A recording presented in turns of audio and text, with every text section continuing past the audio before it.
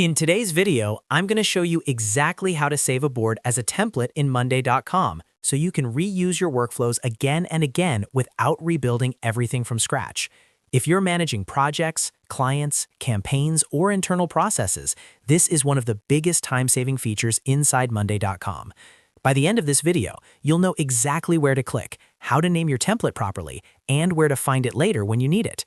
And if this tutorial helps you out, make sure to hit that like button and subscribe to the channel for more simple and practical Monday.com tutorials. All right, let's get started. First, go ahead and open Monday.com and navigate to the board that you want to turn into a reusable template. This should be a board that already has the structure you like, including your groups, columns, automations, statuses, and overall layout. The idea here is that whatever setup you currently have will become the foundation for future boards. So take a quick moment to make sure everything looks exactly the way you want it before saving it as a template. Once you're inside the board, move your attention to the top right corner of the screen. You'll see the three-dot menu icon. It looks like three horizontal dots. Go ahead and click on that three-dot menu. This opens up the board options and settings menu, where you'll find additional actions you can perform on this board. After clicking the three-dot menu, a drop-down list will appear. Scroll through the options until you find the one labeled Save as a Template. Click on Save as a Template. As soon as you click it, a new window will pop up asking you to confirm the template details. Now it's time to name your template. In the template name field, enter a clear and descriptive name.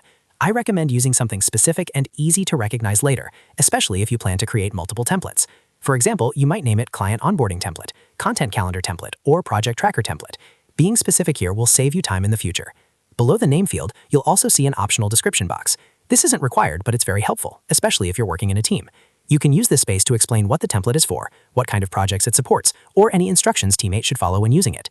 Adding a description makes your workspace more organized and professional. Once you've entered the template name, and if you'd like a description, go ahead and click the Save button.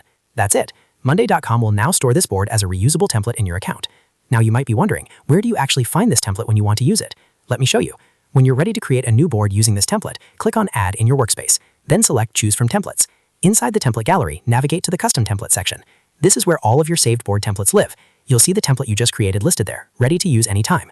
From there, you can simply select it, create a new board from it, and Monday.com will generate a fresh board with the exact same structure as the original. This is incredibly useful for recurring workflows, repeatable client processes, team projects, and standardized systems.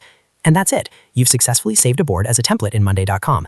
It only takes a few clicks, but it can save you hours of setup time in the long run. If this video helped you, make sure to hit that like button and subscribe for more easy Monday.com tutorials just like this one. Thanks for watching, and I'll see you in the next video.